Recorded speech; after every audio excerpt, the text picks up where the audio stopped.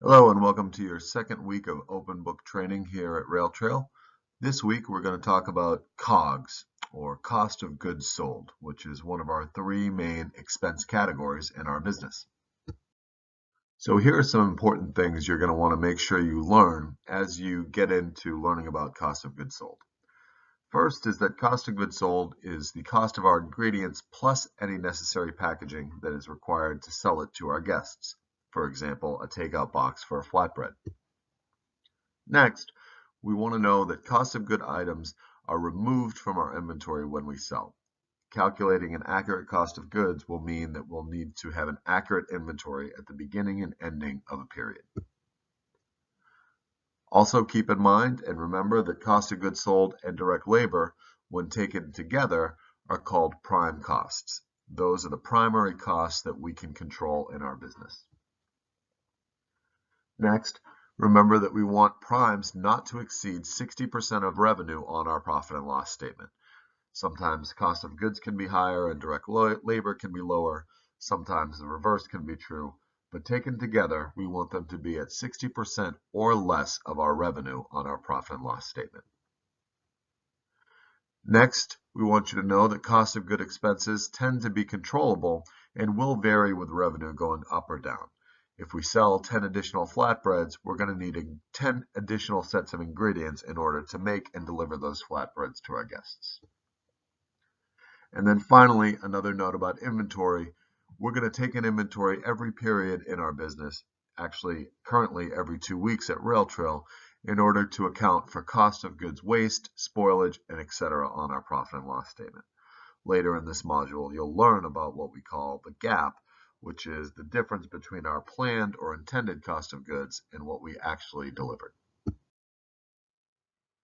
So that's a bunch of information about cost of goods that are important, but here's the one thing, the most important thing you've got to know about cost of goods sold, okay?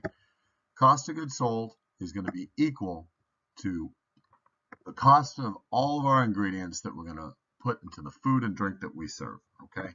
Olive oil, bam. Fruits and vegetables, bam. Butter, bam. All of them cost money. All of them have an associated cost in our recipes, and that all adds up to what it costs us to serve a dish. So everything you see on the Railtrail menu, the food, the drink, the flatbreads, whatever, they all have ingredients. Those ingredients all have a cost, and cost of goods sold is how we represent the cost of those ingredients for the food and drink that we serve. So let's think about you for a moment. Do you cook at home? If so, how do you create and prepare your recipe? Your likely answer is, if you do cook at home, that you might start with a recipe, make it, try it, and perhaps make some modifications so that next time when you make that dish, you might make some improvements. Speaking of cooking at home, here's what it looks like when I try and do that. So are restaurants different in how we create our recipes? The answer is yes. Take a moment, pause this video, and write down 2 to 3 things or ways that you think it might be different in a restaurant to create a recipe versus what you might do at home. When you've done that, press play and resume the video. Okay, what'd you come up with? So if you wrote down something like, well, we should be making some profit from the dishes we're selling on the menu, or our guests should really want to buy the thing that we're putting on the menu, or this dish that we're putting on the menu, it should probably be consistent with what the other dishes are that we're selling. Well, then guess what, my friend? You have won. Lots of win for you. Those are all differences about creating a restaurant recipe versus one at home. So in a restaurant, unlike at home, we need to balance some considerations because unlike home, we're going to try and actually sell our menu items to our guests. The first thing we must consider is the appeal of the item. When we think about appeal, things we want to consider are, is it delicious? Does it look appetizing on the plate? Does the menu description sound good? And will our guests be willing to pay for it? Effectively, appeal is, will it appeal to the market we're trying to serve? That's one side of our considerations. Another side is contribution. So will our market want to purchase the items that we make, but then also how profitable is it to create and sell that item? How expensive are the ingredient portions? And how much should we charge? Effectively, we want to balance the market, does it appeal to our guests, and the business. Are we going to be profitable by selling this item? All right, so that's a lot of things we need to consider when we're putting something on the menu. But remember, there's one very important, the most important lesson of this entire module about cost of goods is this. Very simply, cost of goods is equal to the cost of the ingredients for all the food and drink that we serve. Now let's talk about menu item appeal. Here you see one of our amazing flatbreads, the BLT. So we might ask ourselves some questions about how do we determine the appeal of an item? What tells us that a menu item is appealing to our guests? And then once we understand that a menu item may be appealing to our guests, how do we further improve that appeal? Or if we identify that it's not as appealing as we'd like it to be, how do we improve? If we don't have appealing items, we're not going to sell very many items at all. Our menu items need to speak to our guests and connect with them in a way that makes them want to order them. What's interesting is that when we find out a menu item is very appealing to our guests and gets ordered time and time again, guests will be happy to pay for this item. And we, as a business, can actually charge more for that item on our menu. Our goal here is to make our items as appealing as we possibly can, but we do need to balance this with our recipe's contribution and items cost of good percentage. This flatbread looks amazing, and if we were to sell it for $2, we would probably have a line around the block every hour that we've ever been open. But if we were to sell it at $2 per item, we would likely be losing a significant amount of money each time we sold it. So we need to balance the profitability of an item with how much our guests might want to purchase it. All right, we're going to start getting a little bit more complicated with the way that we look at cost of goods now. But before we do that, we're going to introduce the second most important set of concepts for this lesson, okay?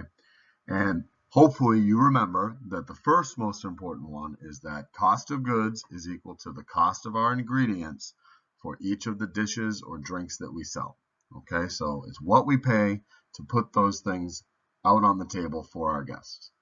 The next two things you need to know, first one's very easy, menu price, okay? The menu price is what our guests pay for an item on our menu. Quite simply, it's the dollar amount next to an item on our menu, okay? XYZ flatbread right there, next to it, $12, okay? Menu price is $12, okay? Pretty simple. Now, the next one is contribution. So we're going to combine the two other important concepts with contribution, and it's going to be menu price minus our cost of goods. So menu price, what our guests pay for the dish that we give them. Cost of goods, what we pay for the ingredients to make that dish. What's left over is contribution. Contribution is the money left over after we pay for our ingredients for each dish or drink that we sell. Okay, so now you're going to learn to some level of detail how we actually go about calculating the ingredient cost for our items. And remember, that's what Cogs is, the cost of our ingredients for all the food and drink that we sell. So how do we figure that out?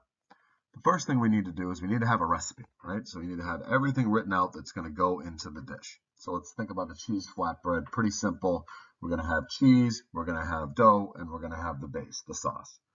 But wait, is the sauce just one thing? We actually make our sauce. So we're going to combine other ingredients to make the sauce. Same thing is true for the dough. We make our dough in-house. So that's what's called a sub-recipe, which you see listed right here. Sub-recipe, meaning that we're going to need to do a little bit more work for each of those items, okay? So when we look at a cheese flatbread, it's not just the cheese and the sauce, but it's the cheese and the sauce contains whatever it contains, tomatoes, olive oil, seasonings, herbs, and so on, okay? And we're going to list those out in weight. So 2 ounces of cheese, 3 ounces of sauce, 1/2 pound of dough, okay? Next, we need to determine the cost of what we're buying and the units that we buy it in. So you can't really buy 2 ounces of cheese, and even if you could, that wouldn't make much sense for us given how much cheese we go through on a day, forget about a week or a month. So what we're going to do is we're going to look at, okay, what units do we buy the cheese in? Maybe it's, say, like a 5-pound bag. Now, nothing on our menu has 5 pounds of cheese on it, thankfully. And so what we need to do is conversion, okay? And that's step 3. It's figuring out what the recipe's portion and cost of that portion is going to be in the particular dish that we're looking at. So if we were to buy 5 pounds of cheese, let's say, and it cost us 10 bucks, okay, we've got 2 ounces in our dish. So the portion quantity is going to be 2 ounces, and the purchase quantity is going to be 5 pounds, okay? Then that gets multiplied by the purchase price, and that's going to give us the actual cost of the recipe's portion for each ingredient. Now, there are some conversions in here with units of measure and stuff like that. Don't worry about that. That's what spreadsheets and math that the computers do is for. What you need to know is that we don't buy the items in the quantities that we put them into our dishes, okay? And so when we're costing out our menu, we need to be thinking about that at that level of detail. Remember, restaurants are a game of pennies. Pennies matter, and we're going to cost our menu out to the penny. Finally, when we've got all of our recipe listed out, we've got all of the different unit conversions done, all the different prices for each item, we're going to add them all up together, and that's going to give us our cost of goods for an individual item, okay? Now, on the next slide, we're going to actually break down, so you can see an example, a cheese flatbread.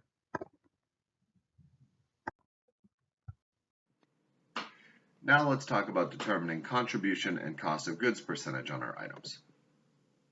We want to know what the contribution dollars are and the cost of goods percentage is for each of our individual menu items.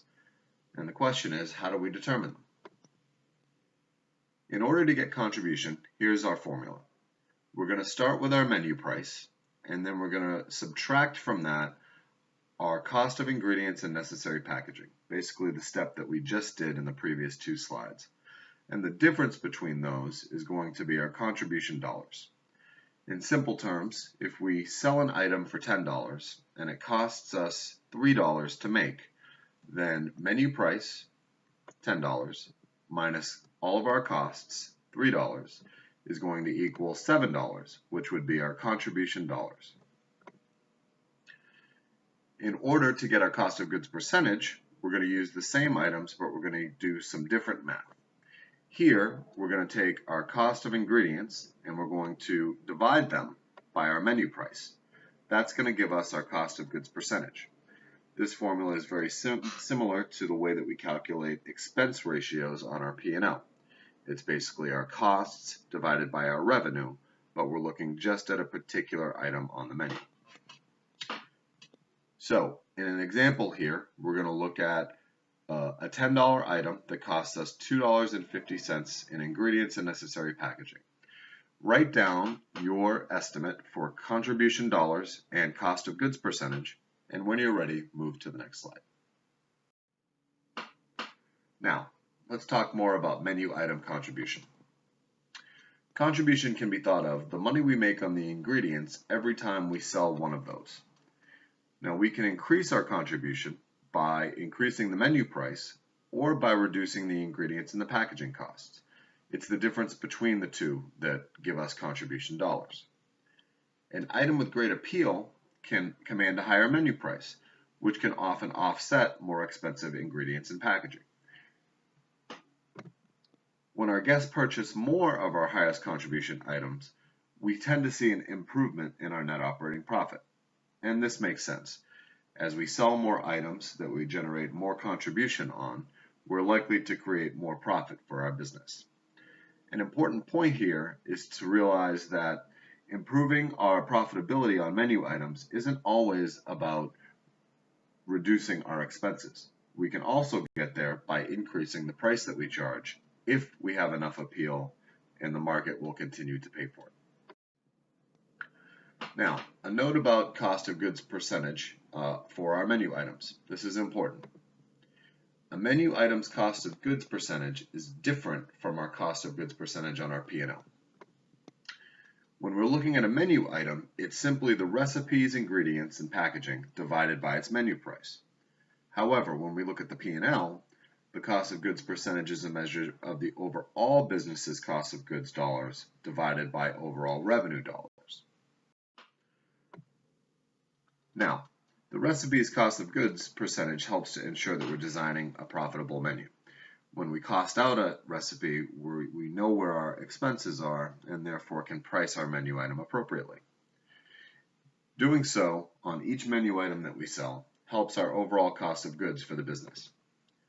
A common benchmark for a recipe's cost of goods percentage is to be around 25%. Another way to think about that is that the menu price would be 4 times the cost of its ingredients and necessary packaging. However, we want to beat that whenever we can. If we can sell an item for 18% or 20% cost of goods, that helps to balance out our menu and create more contribution for our net operating profit line. When our guests purchase more of these low cost of goods items, the cost of goods percentage on our P&L tends to improve. And that makes sense. If we have many guests purchasing an item that is 18%, that's likely to drive down our cost of goods percentage overall when we look at the P&L. What we're talking about is really a part of menu engineering, and what we're looking at here is analyzing and improving our menu's appeal, contribution, and cost of goods percentage, which is a fundamental and critical step to improving the net operating profit of our business. This is a continuous effort. Prices for our ingredients change, prices on our menu change, there are shifts in the market. Perhaps, as recently happened, there might be a big promotional push for one of our items that makes it even more popular and generates more appeal. Continually engineering our menu and looking at our costs and prices is a way to ensure that we're creating a profitable menu and a great experience for our guests. Remember, restaurants are a business of pennies. Keep that in mind and think about the number of times we sell an item over the course of a year. If we find ways to increase each of our contributions, even by a few cents, that can add up to literally thousands of dollars of profit over each year. And when we use our recipe's cost of goods percentage as a guide, we can find ways to generate an even more profitable menu overall, while still serving the type of food that we're proud to serve and fit our concept and that appeals to our market. So here's a question for you about cost of goods sold.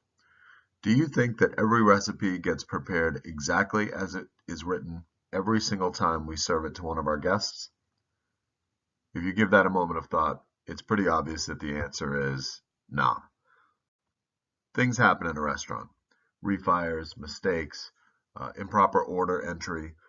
There are a variety of reasons why we may not prepare an item exactly as it was intended, or we may prepare the wrong item. We could have overportioned or underportioned an ingredient in a recipe. Things happen in a restaurant. Things don't always go to our plan. So let's take a look at how that might play out in an example. Let's say you sold 10 ham sandwiches for $10 each during period 6. Your planned cost of goods is 25%. So 25% of that $10 menu price is going to give you a contribution of $7.50.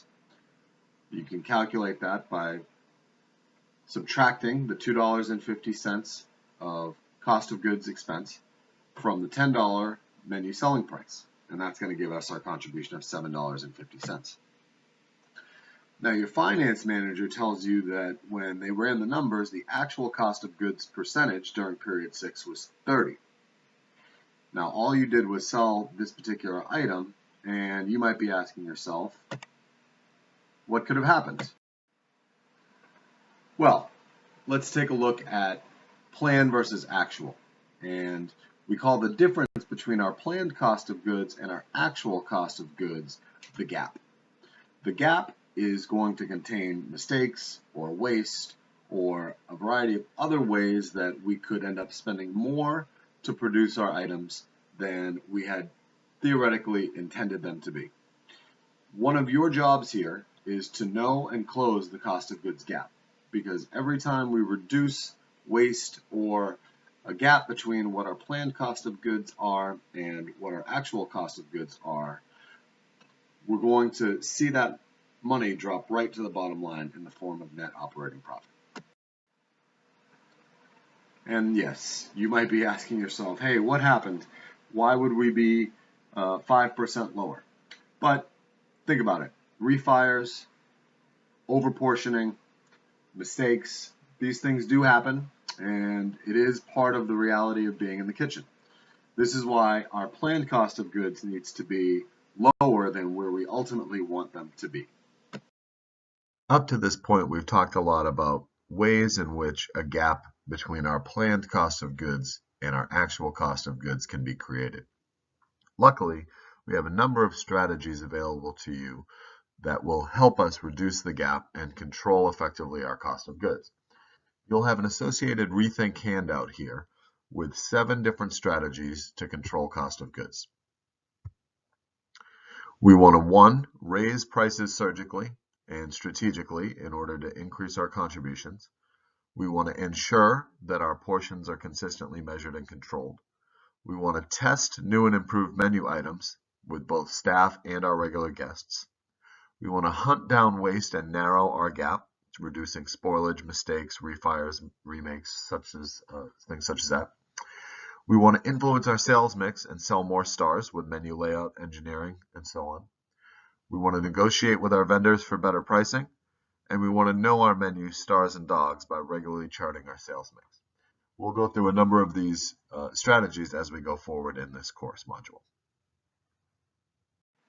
So now we're going to start looking at ways that we can control our cost of goods expenses and close the gap. The first and one of the most important ways to do that is to measure and pre-portion. Measuring and pre-portion using the right tools can be worth a fortune. Remember that the restaurant game is a game of pennies, a business of pennies. So even if we're a fraction of an ounce over on our portioning, if we do that hundreds or thousands of times over the course of a year, that can add up to serious money. And when we control those portions so that we get exactly or as close to exactly where the intended recipe portion is, we're going to be reducing the opportunity to have a gap between what we planned and what we ultimately realize. Many tools are used throughout restaurants: scoops, pans, ladles, spoodles, scales, even a stainless steel sauce gun. These tools can be worth a fortune if properly used in the kitchen. It's really important for us to know that if we intend in the recipe to have 2 ounces of an ingredient in one of our dishes, that we end up with 2 ounces as often and consistently as we can have it.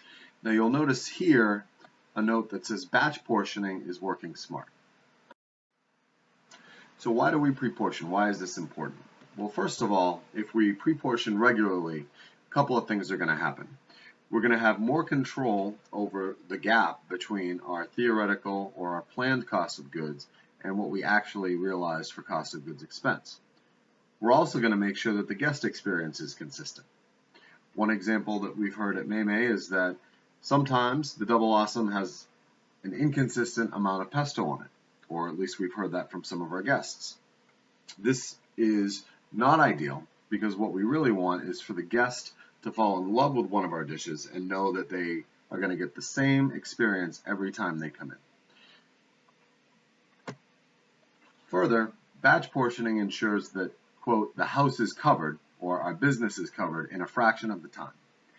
Effectively, if we batch a significant amount of one ingredient and know that that batch should lead to X number of items produced for our guests, we know that we've controlled it upstream, meaning that if we know a pound of ingredient A goes into 10 ham sandwiches and we measure out a pound, and we know that there are 10 portions in that measurement, we're going to cover basically all 10 sandwiches in terms of closing the gap. We only have to weigh once instead of having to weigh 10 times. But of course, we need to make sure that individual portions stay within an acceptable range. We can't have 10 portions that vary significantly in that example. They need to be within a range that has some flexibility. We can train and spot check for this in the kitchen. The next way that we can really go after and control our cost of goods, and is very much in line with our work to build a healthy local food system, is to get fierce about waste. We do a lot of things to reuse many different parts of our ingredients across multiple dishes in the business. This is an exceptional practice that we see in many professional kitchens, and is really utilizing all of the ingredient and turning that ingredient into a variety of different dishes for our guests. But we always want to be looking at and thinking about, what are we wasting? Can we do anything about that? Every time we're throwing food away, we're throwing literally money away as we run our business and run our kitchen. So places we want to look for waste. When we're prepping, is there leftover pieces of ingredients? Are we not making the right cuts? Are we throwing away usable product? What about spoilage? Do we see spoilage happening on a regular basis, and what can we do about that? Are we doing a good job of rotating the inventory so that the first item that comes in is the first item that goes out? And then we're also looking at our deliveries from our vendors. Now, we have very close relationships with our vendors, and we want to maintain those, but we need to make sure that they're providing us consistent quality products, and if not, we need to address that with them. And then finally, are we excessively refiring or having a lot of mistakes on a particular item? There's no faster way to create a significant gap between our plan for cost of goods and the reality of what our actual cost of goods are than having a lot of mistakes on a completed item. So the question that you ought to think about are, what systems, policies, training do we need to reduce our sources of waste? Take a moment now and write down one or two things that you think we might be wasting in the kitchen or in our business. And if you have any ideas, what could we be doing better in terms of systems or training or policies to reduce those sources of waste? When it comes to cost of goods, it really is a team effort. It's not just the responsibility of the kitchen to prepare dishes with a good cost of goods percentage on a regular basis consistently. Everybody on the team has an opportunity to make an impact and to help us close the gap in our cost of goods percentage. No matter what your job is, you can make a huge contribution. If you're bussing dishes, you can see what might be coming back on the plate going to the dish pit. Perhaps we're creating too much of a portion for that, and that's feedback that the kitchen wants to have. Everyone has ideas, and the more minds we have thinking about this, the more power we have as a team. Seize the opportunities and look for small changes that might make a big impact. Remember, even a tiny financial improvement on one single dish added up over the course of the year can lead to significant profit on the bottom line. Okay, let's put it all together. Let's look at the key concepts so far and put all of them together at once. Okay, so first, most important lesson of today is, and hopefully you're repeating with me when you hear me say this, cost of goods is what? Cost of goods is the cost of ingredients for all the food and drink that we serve. Okay, that's what our cost of goods sold is. Next, menu price. Menu price is what our guests pay for an item on our menu. And when we take the difference between what a guest pays and what we spend, the cost of our ingredients, what we get is contribution. The contribution is the money left over after we pay for our ingredients for each dish or drink that we sell. These are all really important concepts we keep saying over and over again, because you're about to see how powerful these concepts can be when we start analyzing the menu and using this information to run a more profitable restaurant. So here you see a chart with two different things on the axis. On the left here you see contribution. Now hopefully you remember from previous work that contribution is the amount of money we have left over after we've paid for a menu item's planned ingredient and packaging cost. So the formula there is menu price minus cost of goods sold dollars equals contribution dollars. On the bottom axis, the x-axis, we've got sales volume. And this is how many items did we sell in a given period of time. Important of note, similar to the way that we look at profit and loss statements, a star dog matrix should be looked at over a given period of time, preferably when the menu hasn't changed. The reason for that is that where things fall on the chart is directly related to where they are in relation to each other. So in other words, we're going to be looking at sales volume, comparing menu items to each other, and contribution dollars the same way. The first two categories are high sales volume. So items that we sell that are above the average volume for items on our menu. We're going to start in the top right quadrant, and right here the star. And as you might imagine, stars are the stars of our menu. They have a high sales volume, which means our guests love them, they have a good appeal, and they have a high contribution as well, meaning that we, in comparison to other items, generate more contribution dollars than average for any star menu item. Next, we have what we call workhorses. They're called workhorses because we sell a lot of them, and our guests like them, which means they must have appeal, but they fall below average in terms of contribution dollars when compared to other items on the menu. Workhorses and stars and all of these quadrants have their own specific improvement strategies, which we'll be looking at on the next slide. The next category are what we call puzzles. These are items that, for whatever reason, have not demonstrated a significant amount of appeal, which is why they show up on the left here, meaning that they're below average sales volume when compared to other items on the menu. The good side of puzzles is that they have a high potential contribution or better than average contribution when looking at the items on our menu. If we could sell more of them, we would generate a significant amount of contribution from puzzles. And then finally, the dogs of the menu, or sad puppies, if you will. These are items that are both low in sales volume and in contribution dollars. As you can imagine, these are items that need significant rework or to be eliminated from our menu, which we'll see on the next slide. Okay, so hold up. Let's just take a moment, reflect on the fact that we just got to see puppies, and here's some more puppies. So yay, puppies. So for this strategy, we're going to frame our improvements around a few different ideas, depending on which quadrant the menu item falls into. Note that there are numerous, almost innumerable ways to improve the performance of menu items, and it's really only limited by your creative thinking in terms of what we might be able to do to sell more or improve contribution of our menu items. But they can be grouped into some general categories. So for example, for our stars, what we want to do is suggest and promote them. Yes, they're already popular, but they already also provide a significantly high contribution when compared to other menu items.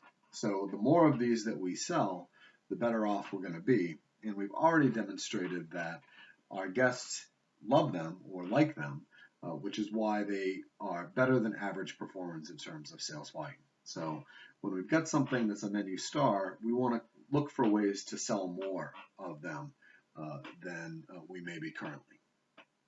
Next are workhorses. So as you may remember, workhorses are items that have good sales volume, so good appeal, but not necessarily good contribution. So in order to try and move a workhorse up to the star category, we're going to need to try and work on the contribution element of that menu item. For our puzzles, we've got, remember, low sales volume, but a high contribution. So these items are profitable by design, but not necessarily yet popular with our guests. So here the strategies are going to be to adjust or promote the way that we offer these or suggest these to our guests. Or if given some work on that and an inability to increase sales volume, we may decide to replace puzzles on our menu. And then finally, for dogs, we need to make significant adjustments or simply replace them. We have shown in comparison to other items when they show up in this quadrant that they're not very profitable, they don't have a high contribution in comparison to other items, and they're not big sellers. So they're not items that our guests have identified as appeal. Now, when we look at cost of goods in a vacuum, sometimes it's easy to make these decisions, but there are other considerations that might come into play, such as, is it very labor intensive to make the menu item? Does it create an operational issue to make the menu item? These are considerations that must be taken into account when we're looking at what should we do about improving the mix of sales on our menu items. So let's go back to the star dog chart. As we talked about before, sales volume is going to be charted from left to right, so from least ordered to most ordered. And contribution is going to be charted from top to bottom, from least contribution to most contribution. So as we mentioned, each category has its own specific set of strategies. For stars, we've got high volume and high contribution, already top performers. So what we want to do is consistently promote, potentially position them differently in our menu, and really look to increase already excellent sales volume. We also might look at raising the price. What we've found over many years is that consistently high volume sellers have an ability to yield a higher price in the market because people have demonstrated that they love them. Price increases are something that we'll deal with later in our cost of goods treatments and classes, but generally speaking, if something's in the star category and it hasn't had a price increase for a certain amount of time, it may be time to look at increasing the price. Next, workhorses. So remember, these are high volume and low contribution items in our menu. And here, since we talked about really working on contribution, that's what we need to do. We need to look at contribution of the recipe and see what we can do in order to improve it. Now, we must also really focus on preserving the appeal of the item because it's demonstrated a high sales volume, and that means our guests see it as having an appeal on our menu. Whatever we do in terms of reformulating, we must be conscious of that and make sure that we preserve the appeal while improving the contribution. Now, one of the easiest ways to improve contribution on an item is to raise its price. We can also look at reformulating or repackaging or a variety of other strategies to improve a recipe's contribution. Next are our puzzles, and we've got low volume here, but high potential contribution, meaning that if we were to sell many more, we would generate a significant amount of contribution for the business. But as it stands, because of its low volume, we're not seeing that impact on our bottom line. So for puzzles, we might want to look at improving the recipe. Could we increase the appeal of the item? Could we reposition or rename the item to make it more appealing to our guests at the menu? Could we focus more on promotion, be that social media or in the restaurant? And if we've tried some of these strategies and still haven't seen an impact on the sales volume, maybe it's time to replace that item. And then finally, dogs in the lower left, low volume and low contribution. These items really need major surgery, either a full revamp to improve the contribution and appeal, or perhaps it's time to replace these menu items with potential new menu stars. Now, in the middle, you'll see that we've got a line here and a line here. And as I've mentioned a couple of times, this is going to be about the average for each of the axes. So the line running across the middle is contribution dollars on average for all of our menu items. Now, when we're talking about contribution in Star Dog, we're talking about an individual menu item as it has been costed out, meaning that if we sell it for 10 and it costs us 2, the contribution is 8. So what we have here is the average contribution of all menu items. And so whether something falls above or below that line is what's going to determine whether it's a star or a workhorse, a puzzle, or a dog. Taking that to the line in the middle here, we've got average sales volume. Okay, so what we're going to look at is the total number of items sold over the course of a period of time, in this example, period 7, and take the average of all menu items over that period of time. And then we're going to compare that, the actual sales volume of each of these categories to the averages. So if something is above the average sales volume, it's going to be on the right here as a star or workhorse.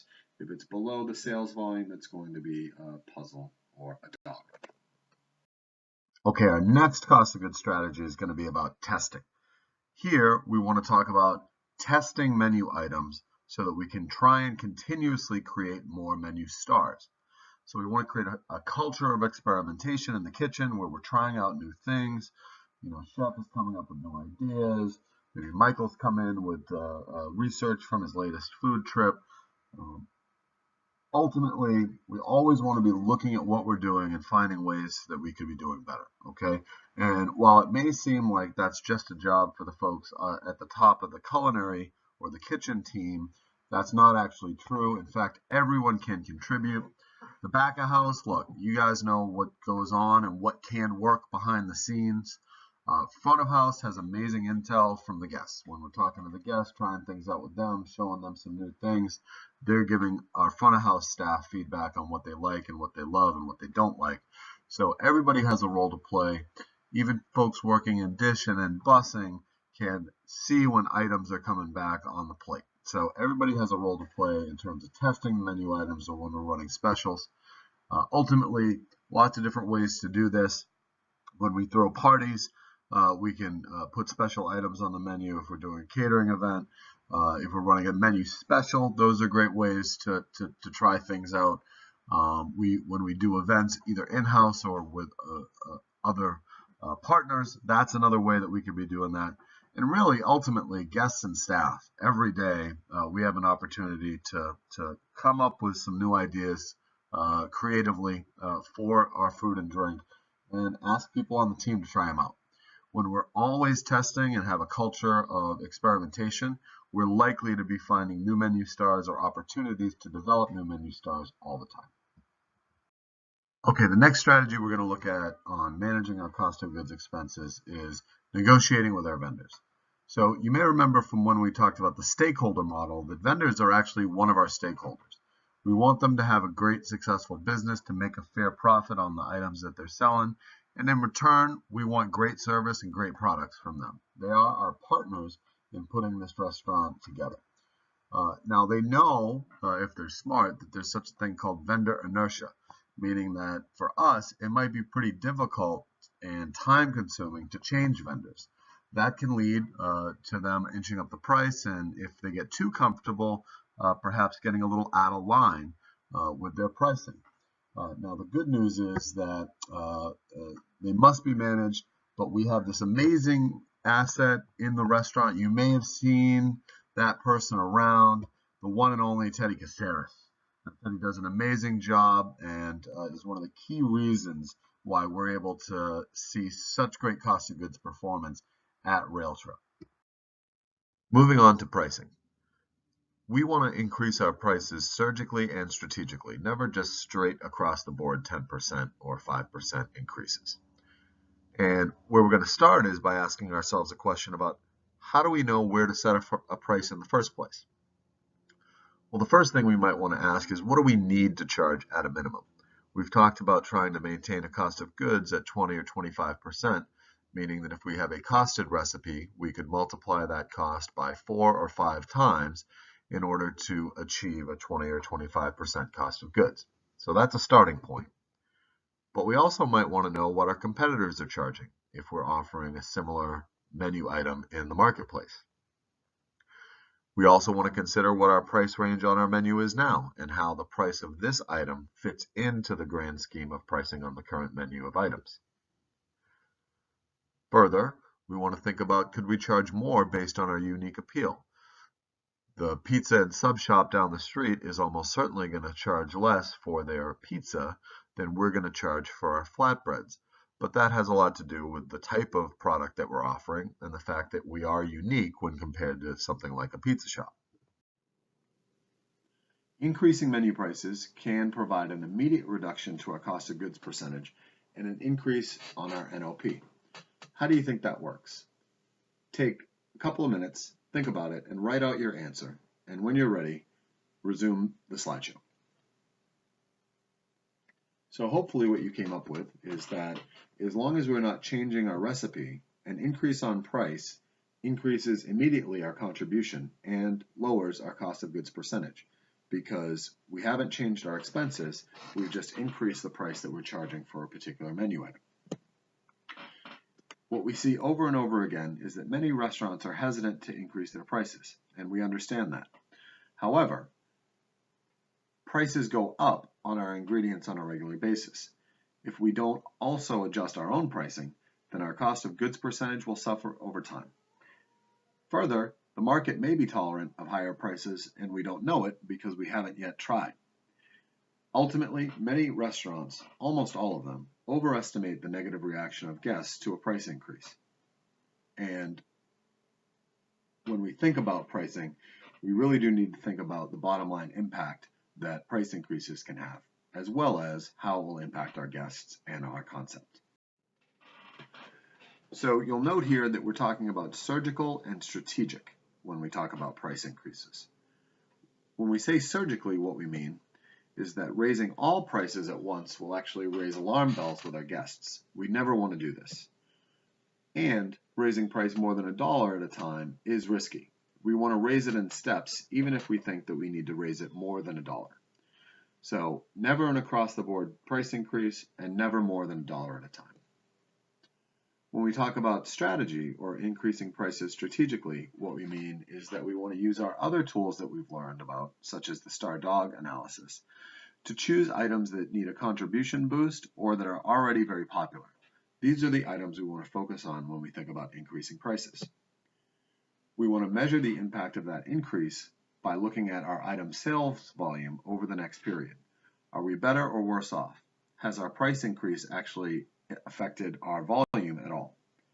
Ultimately, what we see time and time again is that best sellers or our top selling items will usually keep their strong demand even when a price has been increased. Ultimately, pricing reviews are a part of our routine star dog analysis of our menu. While we use whole numbers at Maymay, an interesting industry point is that ending prices in 9 is proven to positively influence the perception of the price. This is why so many things end in 99 cents. Whether we like it or not, or believe it or not, there is a psychological impact of saying $19.99 versus 20, or $9.99 versus 10. Other ways that we can develop pricing strategies is around add-on pricing. So here is a dish and it costs $10, but if you would like it with meat, it costs $13. Instead of pricing them separately on the menu, $10 and $13, we can price it as 10 with a note below that says add meat for $3. Guests will often take those suggestions to add. And finally, there's the concept of a price anchor item. Having a relatively high priced item on the menu can make others seem like a better value. You'll likely notice from now forward that there typically is, especially in higher end restaurants, a very expensive menu item, perhaps much more expensive than anything else on the menu. Think about a steakhouse. If you were to go to a steakhouse and see a filet mignon for $40, all of a sudden that $23 strip steak seems much more reasonable. Having a price anchor item on the menu helps to increase the perception of the guests that other items on the menu are reasonably priced. All right, so that's going to do it for our cost of goods module. We're going to review the 3 key concepts, and I really hope that you're tired of me saying this over and over again. I can tell you that your mentor and your managers are going to be asking you, checking in.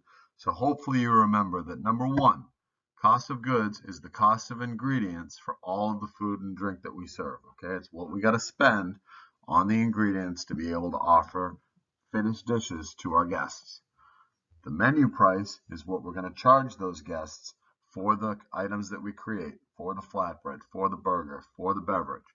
And then finally, contribution is what we've got left over after we've paid for the ingredients from the menu price. We sold a flatbread for 15 bucks, cost us $3 to make it in terms of ingredients. Boom, 12 bucks is left over. Cost of goods, cost of ingredients. Menu price, what the guests pay. Contribution, what's left over. Thanks, and we'll see you next time.